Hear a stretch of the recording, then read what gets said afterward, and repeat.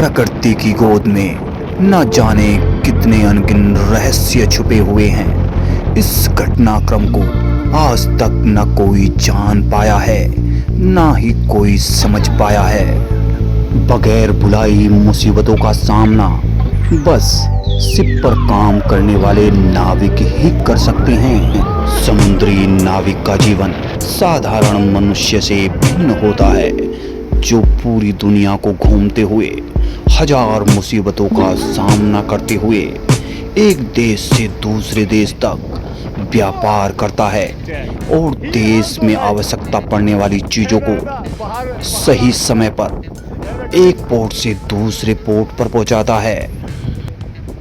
ऐसे ही एक सफर पर निकल चुका है अपना शिप। आप सभी का फिर से स्वागत है मेरे चैनल एवरीथिंग हेयर में।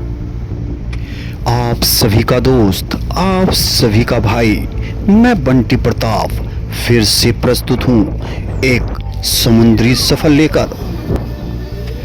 मर्चेंट नेवी से रिलेटिव प्रतिदिन हजारों वीडियो बनाकर अपलोड की जाती हैं, किंतु जिस तरीके से नाविक की कार्य प्रणाली को अपने चैनल पर दिखाया जाता है, इस तरीके से किसी भी चैनल पर नाविक की कार्य प्रणाली को नहीं दिखाया जाता है। सीमैन की बड़ी जोफ हो या फिर छोटी जोफ हो, हर तरीके का सीमैन का वर्क आप सभी दर्शकों के लिए इस चैनल पर लेकर मैं हमेशा उपस्थित रहता हूं। इस वक्त अपना शिप इजिप्ट से निकलकर ग्रीक के समुद्री क्षेत्र में प्रवेश कर चुका है। ये एरिया पूरा का पूरा बहुत ही ज़्यादा खूबसूरत है। यहाँ पर छोटे छोटे लैंड, जिस प्रकार आकाश में सितारे बिखरे होते हैं, रात में चमकते हैं, उसी प्रकार जब रात या दिन में यहाँ से शिप गुजरता है, उसी तरीके से यहाँ पर छोटे छोटे लैंड बिखरे हुए समुद्री तल में नजर आते हैं, जो काफ़ी खूबसूरती को बढ़ा देते हैं। इससे पहली वीडियो में आप सभी ने देखा फ्रांस से स्क्रैप को लोड कर डिस्चार्ज किया गया तुर्की के स्कंदरून पोर्ट पर। उसके बाद अपना शिप पहुंचा इजिप्ट। वहां से हमने लोड किया नमक को, जिसको लेकर इस टाइम हम निकल चुके हैं व्हाइट सी से होते हुए ब्लैक सी तक पहुंचेंगे। और किस देश में जाकर इस कार्गो को हम करने वाले हैं डिस्चार्ज, वो सब आप लोगों को देखने के लिए मिलने वाला है। तो कंटिन्यू दोस्तों वीडियो पर बने रहें। आगे चलकर काफ़ी खतरनाक बड़ी बड़ी लहरों का सामना करते हुए अपना शिप नजर आएगा आप सभी लोगों को। यूनान से होकर जब शिप गुजरता है तो काफ़ी खूबसूरत दृश्य नजर आते हैं, जो अपनी तरफ आकर्षित करते हैं। इस क्षेत्र में काफ़ी छोटे बड़े लैंड समुद्र में बिखरे हुए नजर आते हैं। इन पर बसे हुए शहर काफ़ी खूबसूरत होते हैं, जो अपनी तरफ आकर्षित करते हैं। एक ऐसा अद्भुत मनमोहक दृश्य उत्पन्न होता है, जिसको देखने के बाद मंत्रमुग्ध हो जाती हैं अंतरात्माएं। ऐसे दृश्यों को देखने के बाद काम से उत्पन्न थकावट जो शरीर में होती है, वो इन दृश्यों को देखते ही स्वतः ही नष्ट हो जाती है। एक सकारात्मक ऊर्जा शरीर के अंदर स्वतः ही भर जाती है। इजिप्ट से तुर्की का अपना ये 2 दिन का सफ़र रहने वाला है। 2 दिन का सफ़र पूरा करने के बाद अपना शिप पहुंचेगा तुर्की के इस्तांबुल चैनल पर। वहां पर कुछ वेटिंग करनी होगी अपने शिप को। 5 से 6 घंटे या 10 घंटे तक का वेट करने के बाद इस्तांबुल चैनल को क्रॉस करेगा अपना शिप। उसके बाद अपने शिप की एंट्री होगी ब्लैक सी में। दोस्तों, सीमैन की लाइफ में हर पल एक नई चुनौती दस्तक देती रहती है। ऐसी ही एक चुनौती बगैर बताए पिछले दरवाजे से आ चुकी है। हवाएं बहुत ज़्यादा तेज हो चुकी हैं और समुद्र की लहरें शिप पर आनी आरंभ हो चुकी हैं। तो हमको जितनी भी शिप पर वेंटिलेशन है, स्टोर से ऊपर की तरफ आती हैं, उनको क्लोज करना होगा, वरना पानी समुद्र का स्टोर में अंदर भी आ सकता है। बड़ी बड़ी लहरें उठनी आरंभ हो चुकी हैं और फॉरवर्ड में ही विंच का एक पाइप है जो लीकेज है, उसको खोलकर चेंज करना होगा। ये काम बहुत ही ज़्यादा कठिन होने वाला है।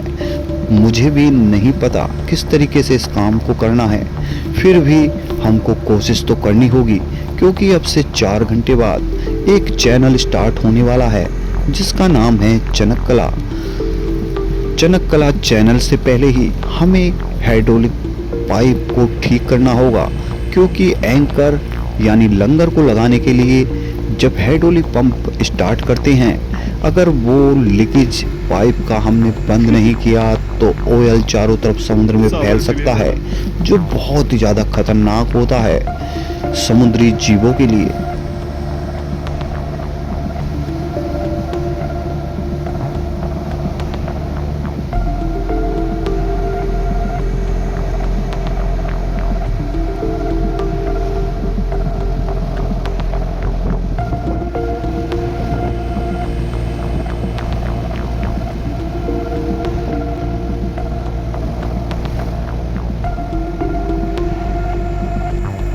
समुद्र में जब मौसम खराब हो जाता है और बड़ी बड़ी लहरें उठती हैं, उस वक्त सीमैन के सामने सबसे बड़ी चुनौती 8 बजे से 5 बजे के बीच में जो उसकी जॉब होती है, उसमें जो वर्क किया जाता है, उस वर्क को करने में जो साहस दिखाना होता है, यही सबसे बड़ी चुनौती होती है। क्योंकि शिप पर काम तो करना अनिवार्य है। आपकी ड्यूटी 8 बजे से स्टार्ट होती है 5 बजे तक। जो भी शेड्यूल होता है जिस सीमैन का ड्यूटी का, उसे अपना उस शेड्यूल के हिसाब से ड्यूटी को करना होता है। उस बीच में चाहे मौसम खराब हो या फिर अच्छा, ड्यूटी तो करनी ही होती है।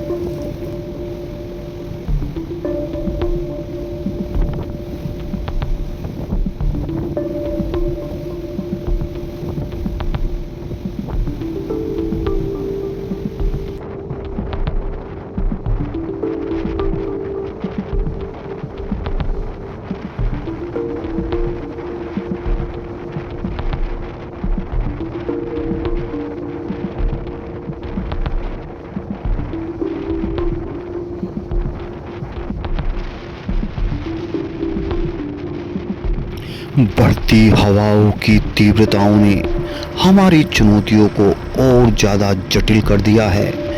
इतनी बड़ी बड़ी लहरों के बीच हम जाकर फॉरवर्ड की पिंच पाइप को चेंज नहीं कर सकते, इसलिए हमें 1 से या 2 घंटे तक इंतजार करना होगा।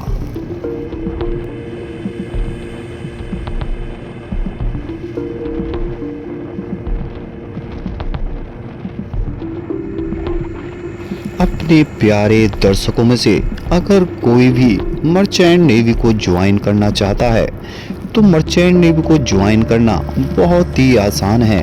अगर आपने 10th की हुई है या 12th की हुई है, तो आप मर्चेंट नेवी को ज्वाइन कर सकते हैं। मर्चेंट नेवी को ज्वाइन करने से पहले आप सभी को, अगर आपने 10th की हुई है तो आपको जीपी रेटिंग के कोर्स करने होंगे, जो 6 महीने के होते हैं, जिसकी फीस 2 लाख से 3 लाख रुपए के बीच में कुछ भी हो सकती है। वो डिपेंड करता है आप कौन से इंस्टीट्यूट से ये कोर्स करते हो। अपने जो भी भाई वर्ल्ड टूर पर निकलना चाहते हैं, उनके लिए बहुत ही ज़्यादा सटीक है मर्चेंट नेवी की नौकरी। आप मंथली पैसे के पैसे कमाते हो और साथ में आप निकले होते हो वर्ल्ड टूर पर। जीपी रेटिंग कोर्स करने के लिए आपकी आयु 17.5 साल से 25.5 साल के बीच में होनी चाहिए। जिन भाइयों की एज 25.5 साल से अधिक हो चुकी है, उनके लिए भी मर्चेंट नेवी में आने का एक ऑप्शन है। अगर आप वो ऑप्शन जानना चाहते हैं तो आप इस वीडियो के डिस्क्रिप्शन में पहुंचकर मैं आपको लिंक दे दूंगा STCW कोर्स के नाम से। आप जाकर उस लिंक पर क्लिक करें, उस वीडियो को देखें तो आपको पता चलेगा। अगर आपकी एज 35 साल भी हो चुकी है या 30 साल, तब भी आप मर्चेंट नेवी को ज्वाइन कर सकते हैं। तो आप पहुँचें उस वीडियो पर और देखें उस वीडियो को और लें जानकारी। आखिर आपकी एज है 25.5 साल से अधिक, तो आप किस तरीके से कर सकते हैं मर्चेंट नेवी को ज्वाइन। आइए लौट कर फिर आते हैं अपने शिप के वर्क पर। तो इस टाइम हम जा रहे हैं फॉरवर्ड के एरिया में, जहां पर बिंच के पाइप में लीकेज है, उसको अब हम खोल कर चेंज करने वाले हैं। बड़ी बड़ी लहरों का शिप पर आने का सिलसिला लगातार अभी भी बना हुआ है।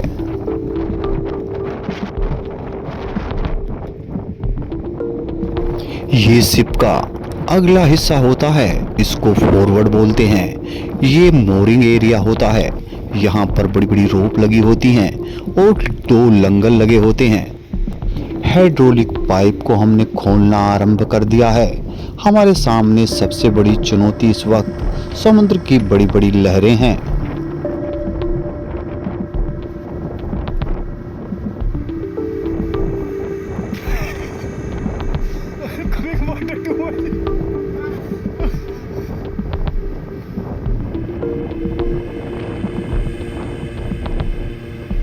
आप सभी को मैं एक लहर दिखाता हूं जो आने वाली है। ये इधर से उठकर ज़्यादा भी नहीं तो 8-10 मीटर दूर तक जाती है शिप पर।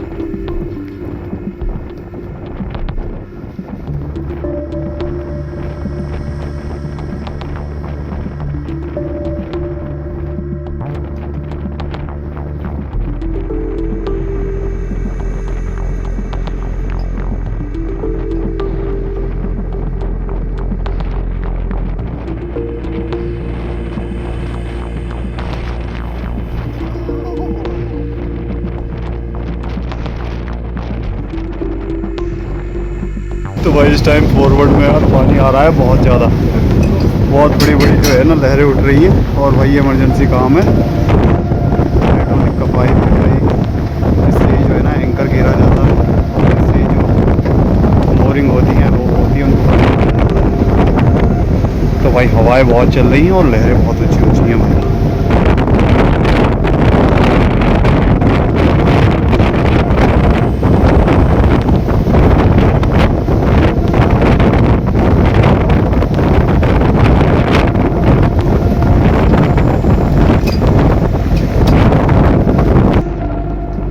ओपन सी में जब वेदर खराब हो उस वक्त ऑन डेक काम करना बहुत ही बड़ा चैलेंज होता है। तो दोस्तों वीडियो पर एक लाइक तो बनता है। अभी तक वीडियो को लाइक नहीं किया है तो प्लीज़ वीडियो को लाइक कर दीजिए। और जो पहली बार जुड़े हैं मेरी इस वीडियो के साथ वो चैनल को सब्सक्राइब करना ना भूलें।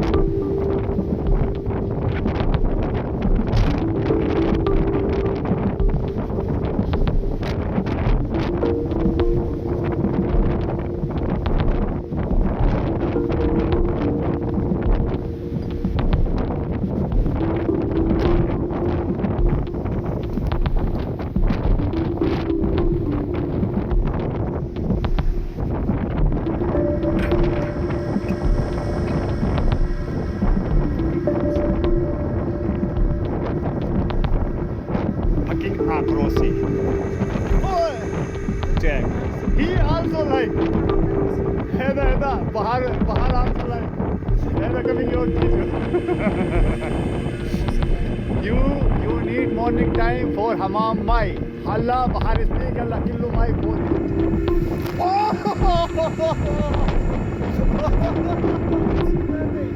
والله تسونامي والله زي تسونامي والله.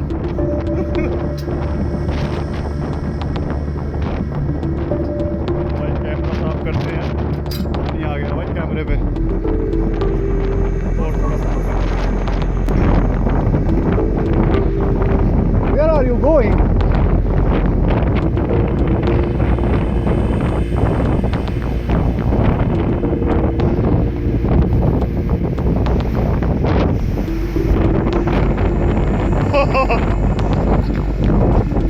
तो भाई अब जा रहे हैं पीछे के हिस्से पर आउट वाले, और भाई लहरें बहुत पानी कभी भी आ सकता है।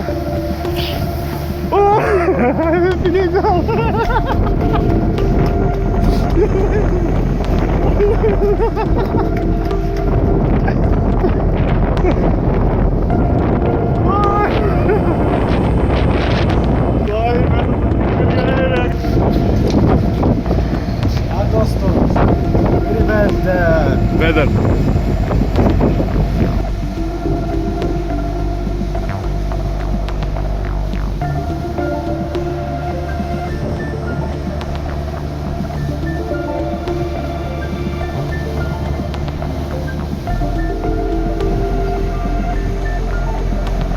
हाइड्रोलिक पंप के पाइप को खोलने के लिए जो वेल्डिंग केबल को वहां तक बिछाया गया था, मशीन से इसकी दूरी 50 से 55 मीटर थी।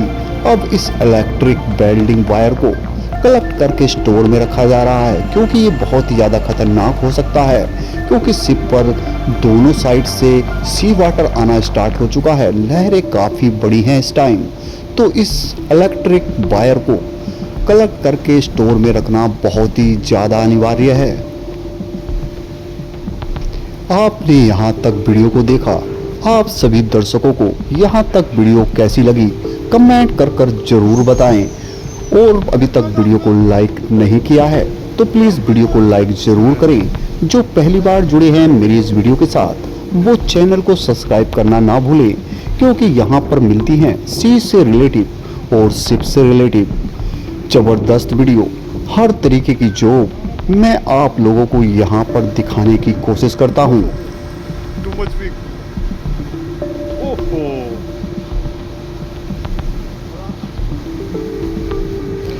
दोस्तों, आज की वीडियो में बस इतना ही। इससे जो अगला पार्ट है वो आप सभी को मिलेगा नेक्स्ट वीडियो में देखने के लिए। तो सभी दोस्तों से मैं इजाज़त चाहूँगा, तो भाई मुझे दीजिए इजाज़त। मिलते हैं एक नेक्स्ट वीडियो में एक नई कहानी, एक नई स्टोरी के साथ। तब तक के लिए जय हिंद, वंदे मातरम।